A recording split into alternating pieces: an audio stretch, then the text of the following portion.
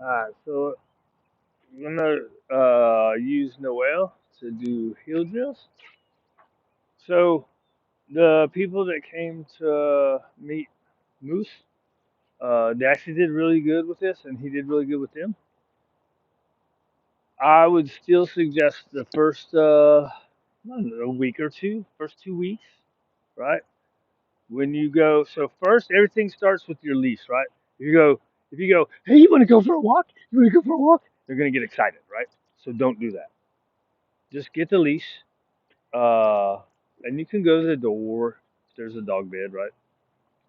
And you just put it on. You can give a piece of food when you put it on if you want. I don't like to do that. So that's the first part. Then you get to the door. You can make them sit stay. I just look for like a calmer energy, and that's one thing that's kind of gone by the wayside here is uh, because I've got a downstairs door. So the upstairs door kind of had to let it go. So I only get one practice, which is downstairs. So at the downstairs door, as long as he's calm, then I open the door and he's gonna fly out, and I just stand there and he hits the leash and he looks at me and then we walk. Uh, what's up, girl? You're such a good girl. Um, so everything starts inside. Uh, you'll have to work harder. If you get them excited inside and you let them fly out the door, you're going to have to work harder to get them to calm down to walk with you, right?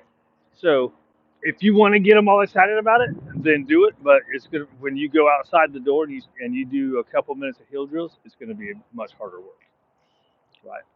So here's another thing I thought about. If you don't get a slip lead and you're going to walk them on the martingale collar and you get a leash, I really like these because the handle is usually at where you're going to walk with, and then when you give a break, you would go whoop, and let them have that to smell, right?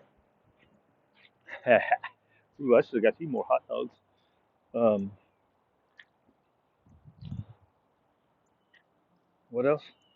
So yeah, so I mean you don't need it. It just makes it. It usually makes it easier especially with those strong guys, so you're closer. Whereas if you have the leash like this, right? What I usually do with the long line is I put it behind my finger like this. They say to put it on your thumb because you're not going to hurt your thumb because it goes there. I do it on my finger, and it just wraps around like it's a lock, right? Um, yeah, you're a good girl. Um, so on a regular leash, that's what you would do. You would whatever length he's going to walk at, you put it around your thumb like that, or it has to go on the outside to the end, so it's locked, right? And you would flip this back up into your hand. Boop, then it's locked in that space. Ready? Let's go. Right. So you're going to go out your door, and you're just going to do a couple turns, right? So good girl. So he calms down. Now he's paying attention to you. So you do a couple sharp turns, right? I usually come out and do a couple sharp turns like that. She wants to go there, you just correct it, right?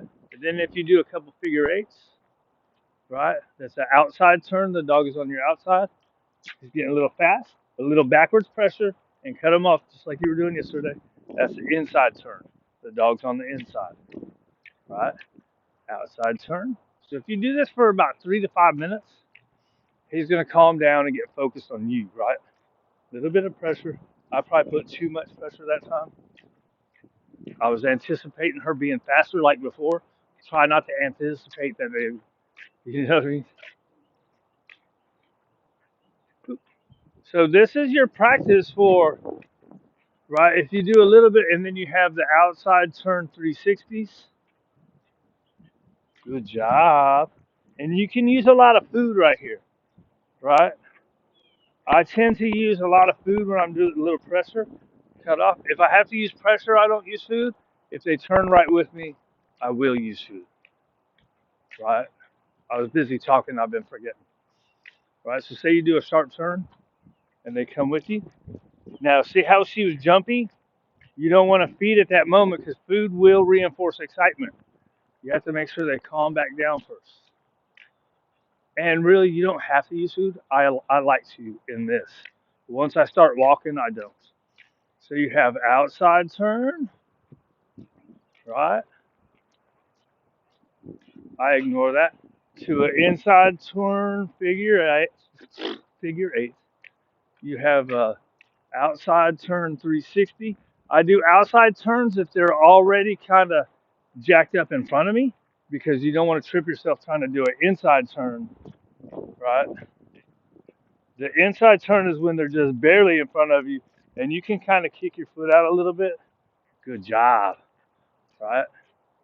So it's like this inside turn, just a little bit in front of you, kick that foot up right there. And that's what pushes them back. Good job. And then your outside turn is easy. So say I'm going to set her up, right? So say they get in front of you like that. You're not going to do an inside turn. They're out in front of you. You're going to do an outside turn, right? Good job, right? And then you're going to throw your obedient stuff in there too, right? Ready, sit. Good. And you can reward. I would, in the first week or two, I would reward everything you ask for, right? Sit. Good, right? Just because. Down. Good. Oh, This, I kind of rewarded her getting up, right? Or I didn't kind of, I did. I rewarded her getting up and breaking the position. So what you're going to do in that case, you're going to go down. Good. So if she was to get up like that, just bring it all the way back down. It matters where you reward more than her breaking it. In the beginning, right? I think you saw, right? So yesterday you saw when I would go to stick my hand in my pocket or whatever, he would start to break and I go, nope, down. Or maybe that was in something else I did. I don't remember. Okay, so sits down. He does know a stay, although we haven't practiced it. Ready, sit? Because we started getting into implied stays, right? Which is this. And then you would come back and you would go down and motion. I don't mind a little bit of a creeping and heel. So implied stay is whatever you say next. If you say break, then he can go off and do whatever. So I always go back to, I would say heel if you're going to start walking, right? If you have him in a sit and you walk off. And then here's another one inside. Go to bed. She's looking at me. She don't understand the physical cue. Oh yeah, that's what I'm supposed to do. Good, right? So inside, I haven't got to any distance because I don't have big space. But out here, we did pretty big distance. It should ideally carry over inside once you practice a couple times. Um, I would do a couple on the leash, right? So that way, if he's like, "Oh hell no, I'm going that way," you can, "Oh no, you're going on the bed." Once you start letting them get away with not doing what you ask, then you're looking for a bunch of trouble. Break. Good girl.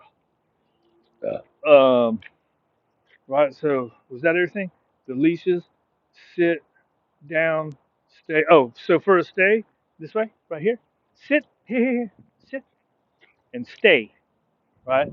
Use your physical cues to start. He probably won't need them. He should be totally verbal. But if you need, you use your physical cue, right? So the physical cue for stay is this, right? Good. The physical cue for down is this. Down, right? And then for a sit is sit. It's hard because she side saddle. Good, right? Not a big deal. Break. If you want to continue the implied stays, always say break or heel or right. So say you do it inside, a sit or a down inside, and then you want him to go do it every once. Always say break or okay, right? Those are two release words, um, or the next command. Otherwise, that implied stay starts getting broke, and he's not going to do it. If we right? So you reinforce what you allow. So if you allow them to break what you've asked them to do, then you can't later expect them to hold it because it's mixed signals, right? So in other words, if you don't care about implied stays, then let them break it every time. Who cares? And use your stay if you need a stay. Right? You can use your sit stays at the door. I usually don't.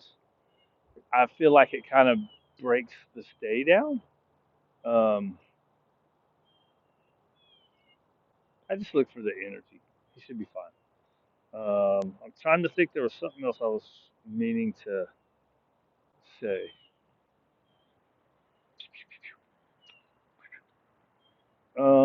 I think that might be everything. I wanted to cover the leashes. So if you get a regular leash, it's no big deal. Um, these ones with the handle are really good. Um, the slip lead is going to give you is actually going to give you better communication than the martingale, even though the action is very similar. The slip lead is clearer, and it kind of helps, especially with the kids. I think right is going to be a little better. Look at this guy letting his dog walk across the street. Oh no, that's blue. Never mind, that's not that guy. I was gonna say that's weird because that guy usually keeps his dogs over there.